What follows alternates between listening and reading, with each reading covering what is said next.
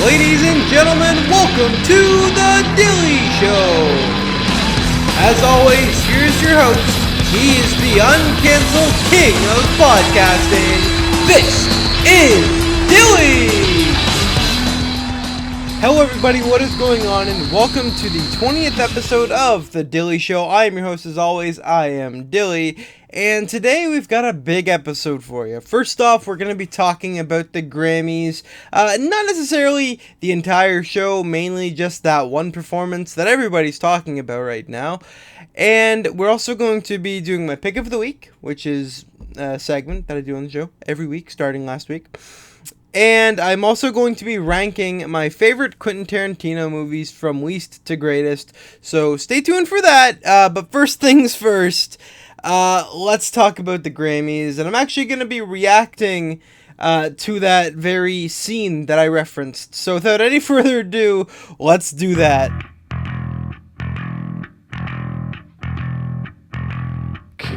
Dear Father and the Holy Spirit, please save me from what is about to occur, for I truly don't want to... Oh, you guys are still here. I'm about to be watching the Grammy performance with Cardi B and Megan the Stallion, or The Stallion, performing Up and Lap.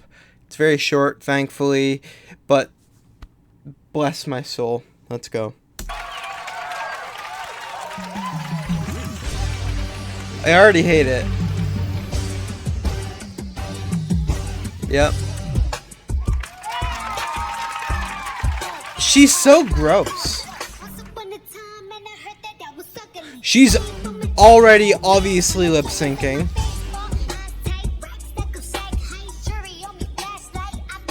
This is fucking gross.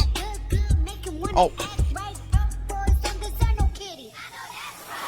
I'm gonna be nauseous. Is it? I thought it was over. Of course you give it up.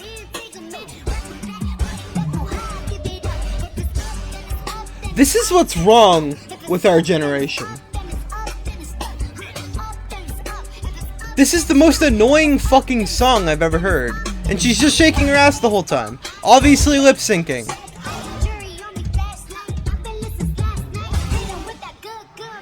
This is fucking disgusting. If you listen to this, rotten hell. How do you not kill yourself listening to this shit and watching this shit? It's horrible. That's disgusting. That's honestly disgusting. Kids were watching this. This was on TV. Here comes Megan the Thick Stallion. Oh my fucking god, she's thick. Oh, and there's a stripper pole on national television. Oh, but it's attached to a stiletto. This is what they should be doing alone with other people in strip clubs. And Post Malone was there. That's upsetting. She's disgusting. She's not even...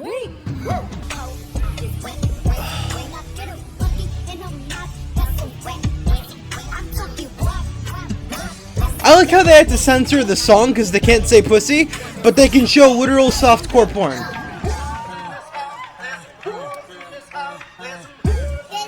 Oh my god. Can it please be over? This is disgusting.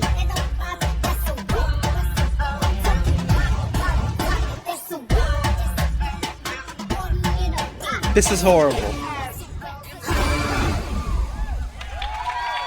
Okay, enough of that shit. Enough of that shit. What the fuck is going on right now? Why is this a thing? Why are we endorsing this shit? This is fucking horrendous. This is fucking outrageous. Why are we doing it? Why is society allowing this shit? Like, that's bad. Children are watching that shit, and we're wondering why children that keep being born, like, more recently are being more and more fucked up in the head. Because their fucking parents are 16-year-olds rocking out to WAP.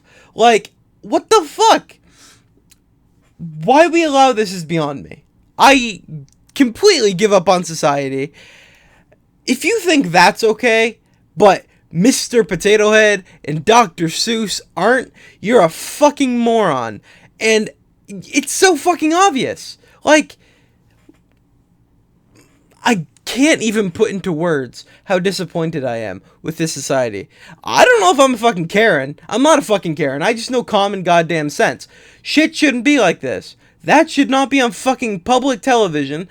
Everybody and their fucking grandparents should not be able to see that shit.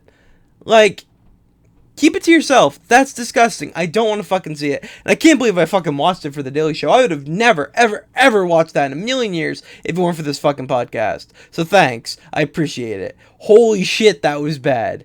Oh my god. Why?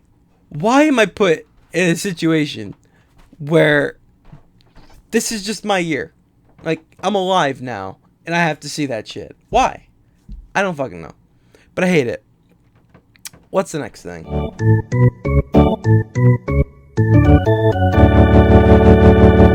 Alright, so moving on from the sex party that happened at the Grammys, let's talk about my pick of the week.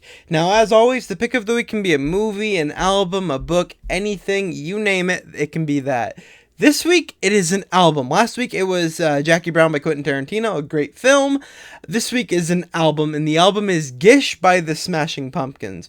This is Smashing Pumpkins' debut album, and it came out May 28th, 1991. It is an amazing sophomore album, and has a lot of great tracks. I got a little thing written here of all the good ones. I Am One. Great track, starts off the record. It's kind of not necessarily heavy, but not necessarily mellow like the rest of the album is. Good song. Siva is also on that album, which is pretty chill for the most part. It's a good song. Rhinoceros is another chill song. I love that song very much. Tristessa, a bit more of like the I Am One style, a bit heavier than the calm shit that's on the album. And also Daydreams on the album, which is a great chill song. Like, if you're trying to fall asleep, listen to Daydream. It is a great song. So the album's filled with great tracks, and it's very mellow throughout. Like, if you smoke a joint and listen to that shit, you will be on cloud nine. It's really calm music. It's good. It's chill. It's mellow, and I love all those things. I also love the Smashing Pumpkins. I love pretty much, well, I want to say I love every album they've put out. But they have put out a few stinkers, not gonna lie. Like, their most recent shit isn't very good. Like, any music nowadays is not very good. I don't remember the last time something came out and I was like, huh. It's probably Post Malone. Like, Beer Bongs and Bentleys was a good album. After that, no. Like, Post's new album's okay. Some of the stuff he did with Ozzy was okay. But it's not on the same level as old shit. Like, this album came out in 91. That's when music was booming. Like, Nevermind came out that same year, just a couple months. It was either a couple months before or a couple months after. I think it might have been afterwards, so I'm pretty sure Nevermind came out in September of 91. Pretty sure, I could be wrong, don't quote me on that. But music's changed so drastically, as we saw in segment 1, where I talked about WAP and how that's the current shiznit. Not saying Smashing Pumpkins was like the shiznit back then, because I mean Snoop Dogg was the shiznit back then. Like, things were so much better music-wise, and like, I think about that every day, because like, my Spotify is just filled with old shit, and like, I have to listen to it over and over again, because the bands that I used to like, the bands that I listen to don't make music anymore, and if they do, it fucking sucks. Like, you can't win when it comes to music nowadays, unless you want to just cave in, become one of the fucking fuckboys that listens to Cardi B, and the thoughts that listen to Cardi B. If you want to become them, go ahead, but I'll stick with my Kurt Cobain. You know, I'm very 90s centered, which is odd, but that's just kind of the way I am. I love Pulp Fiction, I love Nirvana, love the Pumpkins, I love everything 90s related. And like, maybe I'll do a whole episode of The Dilly Show on 90s one day, but that day is not today. Let's go on in the show. Let's talk about my favorite Tarantino movies.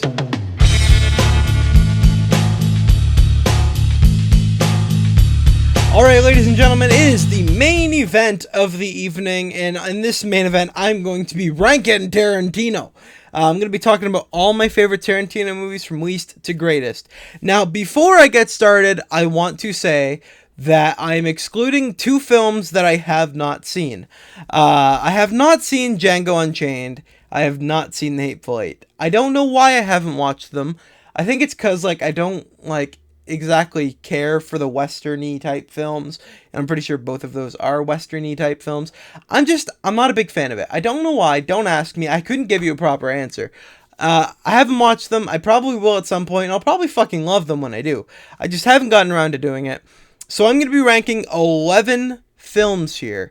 I'm going to be directing most of them. I'm going to be talking about mostly films that he's directed because he is known mostly for being a director. But I'm also going to talk about movies that he's written or just written. I didn't put any of his producing roles because most of those movies I hadn't seen either, where he was just the producer. Because there are a couple. I think there's what's the Grindhouse? I'm pretty sure he produced a Grindhouse movie, and I haven't seen it. Although there is one Grindhouse movie in this list, and it's actually number 11. So good segue. Let's talk about number 11. It is Death Proof. I watched Death Proof a couple of years ago. It doesn't entirely I don't entirely remember it. I know there's a good Tarantino foot shot like there always is, because Tarantino is a sick fuck. From what I remember, it's a good movie. It had Kurt Russell in it, and I mean, he's pretty cool. I haven't really seen anything bad that Kurt Russell's done. I'm sure he has done, like, some awful movies, but this isn't one of them. I remember being pretty cool, so that's why I put it at number 11, mostly because I don't remember it all that well, but from what I remember, it was good. Number 10 is Once Upon a Time in Hollywood. Quentin Tarantino's latest film, this high up on the list. I don't know how I feel about it. Still, I've watched it 2 or 3 times now, and I figured, like, after the first time watching, I'm like, okay, it'll probably get better the second time I watch it. I watch it the second time, and it's, like, a little bit better, and it's a little bit more clear as to what's going on, but it still hasn't really grown on me, and I'm not entirely sure why. It could be because it's a modern film. I don't know. I don't like things nowadays, like anything. So that could be part of it. But it's not a bad movie, don't get me wrong. I do like it. It's just I don't like it as much as I like some of his other works, just because it just hasn't grown on me. Hollywood in the 60s? I'm pretty sure it was a 60s movie. Maybe 70s? I don't remember. But good time period. Good era to do a film in. And the soundtrack's great. Everything's good. It hasn't grown on me, as I said. That's just all it really comes down to. It's not a bad movie or anything, just hasn't grown on me. Number 9 is Natural Born Killers, which he wrote. He wrote a story that the movie was based on. So, technically, it's a Tarantino movie. It was directed by, I want to say, it wasn't Robert Rodriguez. Oh, it was Oliver Stone. That's who it was. He was also the guy that did the Doors movie, the Doors biopic, if you've seen it. Natural Born Killers is a fucked up movie. Like, I'm just gonna say that right now. It's a pretty fucked up movie. But it's good. I like it. It's good. It has Woody Harrelson in it, which is always a good thing. I fucking love Woody Harrelson. Anything he does is good. And it also has that ugly bitch. What's her name? I don't remember her name right now, but I don't like her. My girlfriend really doesn't like her. I don't like her at all. She's annoying, pretty ugly. No. But it's a good movie. It has Robert Downey Jr. in it too, and this is like a long time ago, like when Robert Downey Jr. was like, I don't know if he would have been on the drugs at this point, drugs and alcohol, I don't really know. But it was probably an odd phase for him. He wasn't acting that much from what I know. Obviously he did that movie Weird Science, like way back when he was like younger. This would have been a little bit after that, but he did a good job. He played, I think he was Australian. He was like a reporter. Good movie, though. I watched it recently. I like it. It's a very interesting movie. And if it helps you any, the Columbine Killers were inspired by it. So if that's a reason to watch it, that's a reason to watch it. Otherwise, I don't know what to tell you, because it's something. It takes a minute. And you might need to watch it a couple times to actually like it. It's a very trippy movie. Lots of cuts, lots of editing, lots of cool effects. Like, I like it. I like the way it was done. It's different, and that's a good thing. Number 8 is Inglourious Bastards. I just recently watched this movie. Don't ask what I just did with my voice. I don't know. It wasn't really recent. It was probably about a year or two ago that I watched it for the first time. And I mean, it was good. I kind of held off on watching it for a while, but once I got around to it, it was actually decent. The only real takeaway from this movie is all the subtitles, but I mean, like, I get it. I'd rather there be subtitles than people in, like, Germany speaking English. That would be kind of odd. There's a couple English scenes, obviously, but most of it is kind of German, which is fine. I don't care. I think it's German. I could be wrong. I don't know. It's been like a year or two since I've watched it, so it's not entirely clear with me. But it's good. It's a very mature film from Tarantino. Like, there's not many, like, funny elements to it. Of course, there's a few things, and there's a few cool scenes. Like, I like the 3 scene. I think he holds his hands up like that. Or, no, he does it like that, but he's supposed to do it like that. So he was an imposter. I don't know. Go watch the movie. I'm not really good at explaining that sort of thing. But it was a funny scene. Christoph Waltz was like the main antagonist. He was cool. I love Christoph Waltz. And I know I think he's in Hateful Eight, but he might be in Django. I don't remember. But he's good. And he looks like Tim Roth, which is kind of weird. I don't know why Tarantino casted Tim Roth and then a guy that looks like Tim Roth, but he's a good actor. I'll give him that. And it's a good movie. So check it out. I don't know if it's on Netflix, but it's probably out there somewhere. Go buy it. Go watch it somehow. Number 7 is From Dusk Till Dawn, which is a movie he wrote. It was directed by Robert Rodriguez, who was actually, him and Tarantino worked together a lot. A lot of the Robert Rodriguez movies have little Quentin references. I'm pretty sure Quentin movies have Rodriguez references. They share brands and stuff. It's cool. From Dusk Till Dawn is a great fucking movie. And Tarantino is actually in it, acting in like one of the main roles. And it's a vampire movie, which is a little iffy. There's good vampire movies, and there are bad vampire movies. Like Twilight, bad vampire movie. Lost Boys, great vampire movie. And From Dusk Till Dawn, great vampire movie. Done really well. Harvey Keitel is also in it, and that's a good thing. And fucking George Clooney, of all people. I'm pretty sure George Clooney worked a lot with Robert Rodriguez. I'm pretty sure he did. He worked for him in the Spy Kids trilogy series, whatever the fuck. But From Dusk Till Dawn is a good movie. Tarantino's character in it is fucking hilarious. He's just like a real perv. Oh, and it also has the girl from Natural Born Killers in it, funny enough. Good fucking movie. I love it. It's a very decent film. I think it's my girlfriend's favorite Tarantino movie, which is fair enough. I mean, it's good. It's got Machete in it. It's got Salma Hayek in it. It's a good fucking movie. I don't know if it's available anywhere.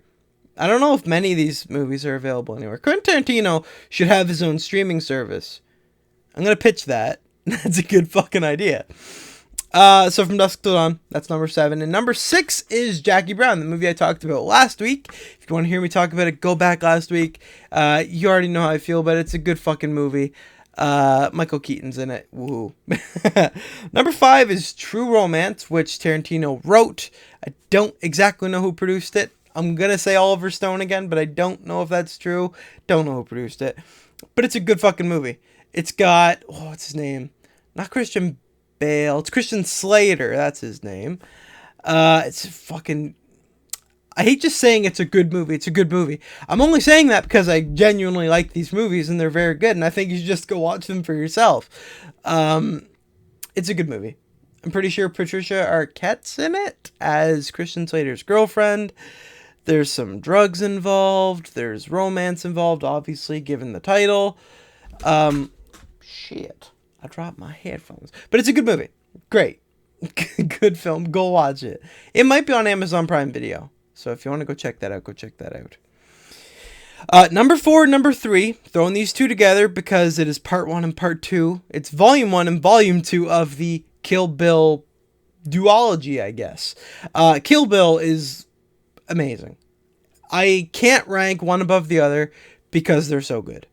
Essentially, the whole premise of Kill Bill is this girl named Beatrix Kiddo is trained by a samurai dude. Samurai dude tries to kill her, so she goes after him. That's pretty much the whole premises of the movie, but there's also a bunch of people that stay in her way. Lots of sword fighting goes on. It's fucking epic. Lots of the scenes are just incredible. I can't think of anything bad to say about Kill Bill. So Kill Bill gets volume 4, or not volume 4, number 4 and number 3 of this list. Kill Bill is on Netflix. Both of them are. So do yourself a favor. If you haven't seen Kill Bill, you're an idiot, but go watch it. Number 2 is Reservoir Dogs, which is another film I've talked about on YouTube and podcasting platforms. I did That's a Wrap episode on it. Reservoir Dogs is a great fucking movie. From start to finish, it's a great movie. Tells a great story. Typical Tarantino, not being chronological about shit. Most of these movies, well, I guess a lot of them are chronological. Kill Bill isn't, for example, because they do one thing after the other, but they do it kind of backwards. She kills a bunch of people, but it's not really in order properly. Reservoir Dogs, not in order properly, because that's just Tarantino's, like, it's his signature. He finishes a film doing it chronologically, and he's like, you know what? We're going to fuck this up a little bit, because I'm Quentin Tarantino, and I'll do what I want. And it's great. Reservoir Dogs, great movie. Bunch of dudes rob a bank, get fucked. They rob a bank and get fucked. That's it. That's Reservoir Dogs. It's on Netflix. Check it out. Great fucking movie. My second favorite. But what is number 1? What do you think it is? What might be number 1? It's Pulp Fiction, because of course it is. Fuck, I love Pulp Fiction. The very first time I watched it was years ago, and I watch it religiously at least twice a year, because holy shit, if you want to learn how to make a movie, watch Pulp Fiction, take fucking notes, there you go. That's how you make a movie. I recently did a thing where I actually made an edit of Pulp Fiction but put it in chronological order, and it fucked with my head so bad, because I'm not used to things being the way they are, because it's just known that it starts off with Jules and Vincent going to the apartment, then it cuts away to Marcellus Wallace at his bar, we meet Butch for the first time, Butch does his boxing match, then it goes back to Jules and Vincent, they kill a guy, they have to clean up his body, and then it goes back to Butch, I think. No, it doesn't go back to Butch from there. They kill a guy, his body, and then there's the the coffee shop robbery, and that's it. I probably missed a few details, but you get the idea. That's how it's supposed to go. But doing it chronologically fucked me right up in the head. It's so weird watching it like that. Don't do it, or do if you have the means. Don't download it illegally though. Make it yourself with a bought copy of the movie. But Pulp Fiction's a great movie. John Travolta, Sam Jackson, Uma Thurman, Tarantino's even in it for a minute. Fucking Ving Rhames is incredible in that movie. Bruce Willis is incredible in that movie. Everything about that movie is spot on. That's a perfect film. That's probably, in my opinion anyways, the greatest film ever made. Thank you, Quentin. Thank you very much. Ladies and gentlemen, that was me ranking my Tarantino movies.